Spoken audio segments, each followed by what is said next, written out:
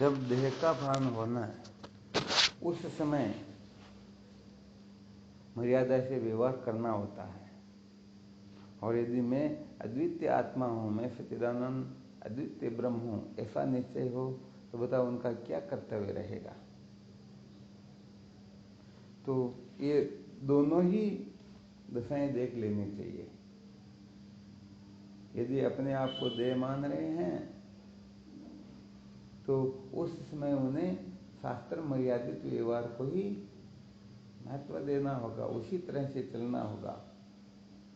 और मैं द्वितीय ब्रह्म हूँ ऐसा निश्चय हो गया तो समझो वह मंजिल पर पहुंच गया। अब उसके लिए कुछ भी कर्तव्य शेष है ही नहीं। यदि कर्तव्य समझता है तो समझो अभी तक उसने तत्व को जाना ही नहीं।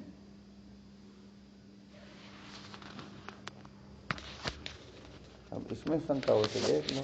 अर्जुन अगर भगवान के बीच में वही युद्ध तो मारो प्राण तो ज्ञान ये पचे खूब क्रिया काम कभी ये क्या है, ये क्या है। तो अर्जुन ज्ञान का मतलब क्या होता है? आग्रह से विनिर्मुक्त हो जाना। यदि ज्ञान नहीं हो अर्जुन जी, किनको? अर्जुन जी को। कैसे भाई तू ही लड़ाई कर दिया, मार दिया सबने। तो ये फिर क्या बताए? अनात्म धर्म है। और अनात्म धर्म जो है जब तक ये दे रहेगा तब तक ये इसके गुण कर्मों के अनुसार ये विचरण करता रहेगा। ज्ञानी का जो आग्रह होता है ना, ऐसा होना चाहिए, ऐसा नहीं होना चाहिए, ये सत्य है, ये सारा का सारा आग्रह निकल जाता है। जैसे कोई हरिश्चंद्र का पाठ कर रहा, खेल कर रहा, तो उस समय वह हरिश्चंद्र के पाठ को अच्छी तरह से निभाएगा या नहीं निभाएगा। परंतु भीतर से क्या जानता, कभी मैं पाठ कर रहा हूं, वास्तव में मैं तो ये नहीं, मैं तो वह हूं। तो ऐसे व्यवहार के अंतर्गत जब जब हम अपने को देह मात्र समझते हैं, देह में जब हमारी अमता ममता होती है, उसमें अपने को शास्त्रोक्त रीति से ही व्यवहार करना होता है। व्यवहार करने से वह नहीं हो जाता है, उसे पाठ करना है, क्योंकि शरीर रहेगा तब तक कुछ न कुछ तो करना होगा ही होगा। ये तो बिल्कुल पक्का है। नहीं कच्चित क्षणमपि तु तिष्ठते क्रम कृत, अर्थात क्षण मात्र भी कोई कर्म किए बिना रह नहीं सकता है। अब रह नहीं सकता तो कुछ न कुछ तो करेगा ही करेगा ना। तो उनके पूर्वकृत जो पुण्य पाप या स्वभाव है उसके अनुसार वह व्यवहार करता रहेगा। परंतु इसमें थोड़ी समझ ये होती है कि यदि वह शास्त्रोक्त रीति से चलेगा तो उसे सुख नहीं होगा और दुख नहीं होगा, और शास्त्रोक्त रीति से चलेगा तो उनका दुख मिट जाएगा। अब सुखी होने से दुखी होने से, अंतःकरण के सुखी दुखी होने से आत्मा सुखी दुखी नहीं होता, आत्मा इन सबसे भी निर्मुक्त है। वो तो सारा मामूली अलग है। स्वप्न के अंतर्गत एक पुण्य कर रहा है, एक पाप कर रहा है, तो जब तक स्वप्न होता है तब तक ऐसा लगता है रे भाई ये ठीक कर रहा है, ये ठीक नहीं कर रहा, परंतु जगने के बाद में दोनों की सत्ता नहीं है। तो आत्म तत्व का बोध जो है हमें सदा सदा के लिए निर्भय कर देता है। निर्भयता की प्रतिष्ठा हो जाती है, क्योंकि जब तक करना जानना पाना छोड़ना शेष रहता है तब तक ही वह दीनहीन होकर के इधर उधर भटकता रहता है। और जब यथार्थ बोध हो गया तो सारा का सारा कर्तव्य त्यक्तव्य प्राप्तव्य भोक्तव्य क्या हो गया, यही सब बाधित हो गया। फिर इनकी सत्ता ही नहीं रही। जैसे सर्प केंचुली का त्याग कर देता है, फिर उसको ये चिंता रहती क्या?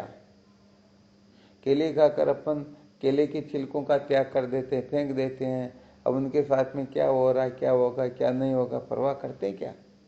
तो ऐसे ही जिनको ठीक ठीक बोध होता है फिर वो समझो शरीर उनके लिए छिलके के समान हो जाता है, केंचुली के समान हो जाता है, गाय के गले में बंधी हुई घंटी के समान हो जाता है। घंटी टूट करके गिर जाए तो गाय को कोई हर्ष शोक होता नहीं।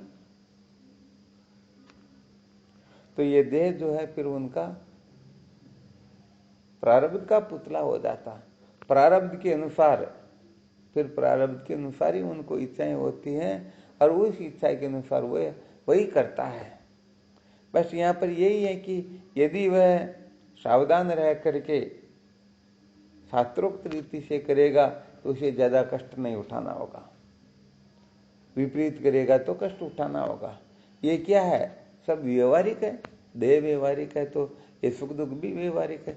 ये सत्य थोड़े हो गए क्या? सत्य तो अद्वितीय आत्मा है, सत्य तो अपना स्वरूप है। जैसे पटरी पर अनेकों ट्रेनें आती और जाती, तो ट्रेनें आती जाती, पटरी तो ज्यों की त्यों है। ऐसे ही ये सारा का सारा व्यवहार, कैसा भी व्यवहार क्यों न हो, ये होता रहता है, आत्मा ज्यों का त्यों होता है। अब इस व्यवहार से मालगाड़ी आ गई तो पटरी का कोई नुकसान नहीं हो गया, और समझो राजधानी एक्सप्रेस निकल गई तो उसको कोई फायदा नहीं हो गया। तो यहाँ पर कितना भी बड़ा पुण्यात्मा हो या कितना भी बड़ा पापात्मा हो, पुण्य पाप से आत्मा असंस्पृत है, अर्थात आत्मा पुण्यात्मा पापात्मा नहीं होती है। जो जैसा करता है उसको उसी के अनुसार फल मिलता रहता है। ये विशेष बात है।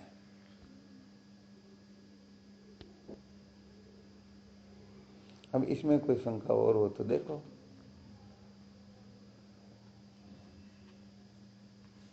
बस आग्रह की निवृत्ति का नाम, सबसे बड़ा ग्रह जो है ये आग्रह ही है। जब तक आग्रह रहता है तब तक वह ज्ञानी होता है। और वैसे देखा जाए तो तत्वबोध होने के पश्चात फिर एक शरीर का आग्रह थोड़ी करेगा वो। और यदि आग्रह बैठा हुआ है तो ज्ञानी किस बात का?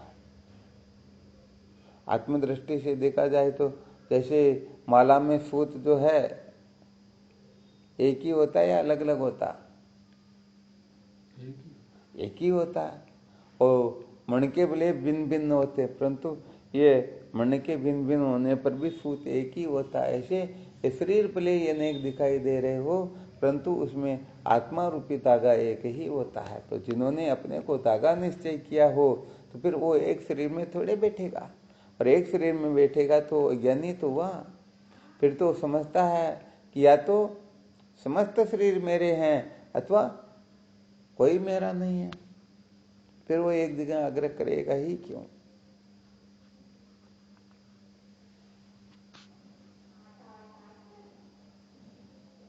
तो बात इतनी सी है, समझदारी से ये बंधन होता है, नासमझी से, और समझदारी से बंधन की निवृत्ति हो जाती है। अब जिनको बंधे रहने का शौक है वो जैसा कर रहे करते रहो, और यदि इसे मुक्त होना है तो बस समझदारी अच्छी तरह से जागृत कर लो। और समझदारी क्या है? आत्मा अद्वितीय ब्रह्म है। तो यहाँ पर कुल मिलाकर के बोध होने के पश्चात जितने भी शरीर है, जिस शरीर को जो पाठ मिला है उसके अनुसार पाठ करते रहो। खेल को भी मत बिगड़ने दो, और उसको पाठ भी समझते रहो, खेल समझते रहो कि मैं पाठ कर रहा हूं, सचमुच में मैं ऐसा हूं नहीं। गंगा जी में और कंदे नाले में सूर्य का प्रतिबिंब, दोनों प्रतिबिंब दोनों में होता है, परंतु गंगा जी में सूर्य के प्रतिबिंब के गिरने से सूर्य पवित्र नहीं हो जाता, और गंदे नाले में गिरने से पवित्र नहीं हो जाता। तो आत्मा अद्वितीय ब्रह्म है। इस संसार में पूरा विश्व ही पुण्यात्मा बन जाए फिर भी आत्मा को कोई फायदा नहीं, पूरा संसार पापात्मा हो जाए फिर भी उसको कोई नुकसान नहीं। भगवान कहते हैं ना गीता जी में, समो अहम सर्वभूतेषु न मे द्वेषो अस्ति न प्रिय। हे अर्जुन, मैं समस्त भूतों में संभाव से स्थित हूं, न कोई मेरा प्रिय है न कोई प्रिय है। तो भगवान जानते ये सब मेरा ही स्वरूप, मेरे से भिन्न कुछ है ही नहीं। तो जो भिन्न समझता है उसे ही रोना होता है, द्वितीय द्वे भयम भवति, उसे ही रोना पछताना होता है।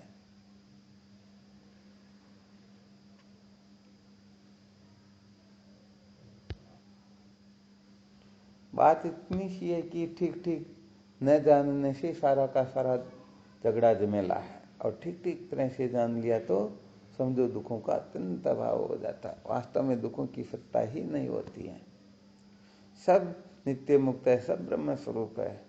आत्मा के सिवाय न नास्ति किंचन, दूसरी कोई वस्तु है ही नहीं।